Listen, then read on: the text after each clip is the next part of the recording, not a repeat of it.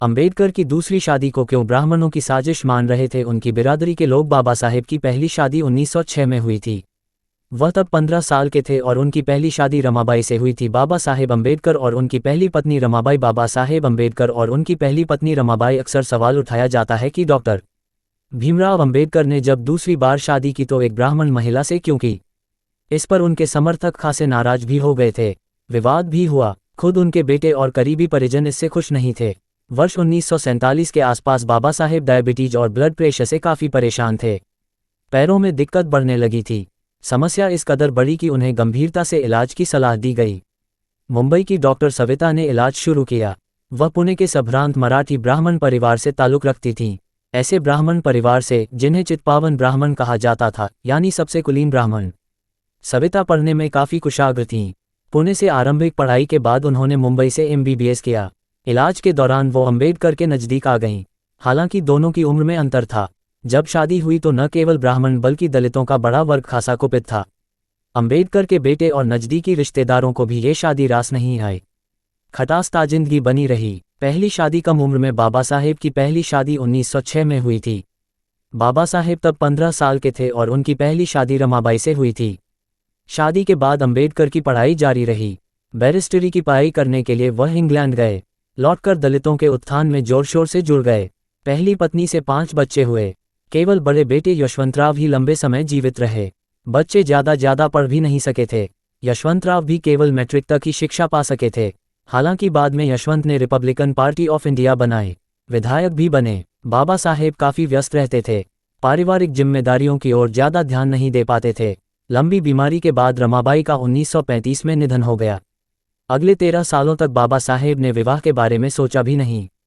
इलाज के दौरान डॉक्टर सविता के करीब आए और शादी 1940 के दशक के आखिर में। वह जब भारतीय संविधान को बनाने में व्यस्त थे तभी स्वास्थ्य की जटिलताएं उभरनी शुरू हुईं। नींद नहीं आती थी। पैरों में न्यूरोपैथिक दर्द रहने लगा। इंसुलिन और होम्योपैथिक दवाएं किसी हद तक राहत दे पाती थीं। इलाज के लिए वह बम्बई गए। डॉक्टरों ने सलाह दी कि उन्हें अब ऐसे साथी की भी ज़रूरत है जो न केवल पाक कला में प्रवीण हो बल्कि मेडिकल ज्ञान वाला भी हो, ताकि उनकी केयर कर सके। चूंकि डॉक्टर सविता बेहद समर्पित तरीके से इलाज कर रही थी, लिहाजा वो उनके करीब भी आ गए थे। नज़दीकियां कुछ इस तरह बढ़ीं कि उन्होंने सविता के सामने विवाह का प्रस्ताव रखा। वो जब मान गईं तो 1948 को दिल्ली स्थित अंबेडकर के आवास पर दोनों की शादी हुई। इसके बाद कई तरह की बातें और विवाद शुरू हुए। तमाम बातें कही गईं। ब्राह्मणों ने अंबेडकर की दलित राजनीति और विचारधारा पर सवाल खड़े कर दिए। नाराज दलितों के एक वर्ग का कहना था कि इससे गलत तो कुछ हो ही नहीं सकता था। क्या बाबा साहेब को शादी के लिए एक ब्राह्मण स्त्री ही मिली थी? कुछ ने कहा कि ये ब्राह्मणों की साजिश है। कुछ ने खिल्ली उड़ाए। उनके बहुत से अनुयायियों का मानना था कि बाबा साहेब जो भी करते हैं सोच समझ करते हैं। बाबा साहेब ज़्यादा विचारवान और समझदार हैं, लिहाजा उन्होंने उचित ही किया होगा। पत्नी के बारे में बाबा साहेब का ख्याल विवादों को किनारे रखें तो कोई शक नहीं कि डॉक्टर सविता माई, बाद में उन्हें माई ही कहा जाने लगा था, ने पूरी निष्ठा से मरते दम तक अंबेडकर का ख्याल रखा। वह उनकी सेवा में जुटी रहीं, यहाँ तक कि अंबेडकर खुद उनके समर्पण और सेवा की तारीफ करते थे।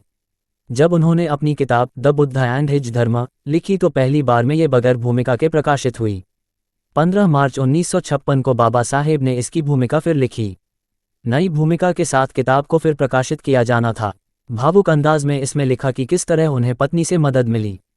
अंबेडकर के निधन के बाद नाराज करीबियों और अनुयायियों ने प्रकाशक पर दबाव डाला कि ये भूमिका हटाई जाए।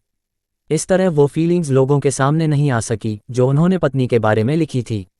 ये बात 1980 में सामने आई जब पंजाबी बौद्धिस्ट लेखक भगवान दास ने उनकी उस भूमिका को दुर्लभ भूमिका के रूप में प्रकाशित किया। हालांकि निधन के बाद अंबेडकर के बेटों और करीबियों ने सविता माई पर उनका ध्यान नहीं रखने का आरोप भी लगाया। उन्हें अंबेडकर आंदोलन से अलग कर दिया गया। उन्होंने खुद को दिल्ली में अपने महरौली स्थित फार्म हाउस तक समेट लिया। बाद में युवा रिपब्लिकन नेता रामदास अठावले और गंगाधर गाडे दोबारा अंबेडकर आंदोलन को मुख्यधारा में लौटा कर लाए। हालांकि उम्र बढ़ने पर वह फिर अलग हो गई। उन्होंने बाबा साहेब पर संस्मरण बाबा साहेबंचया सहवासत लिखा।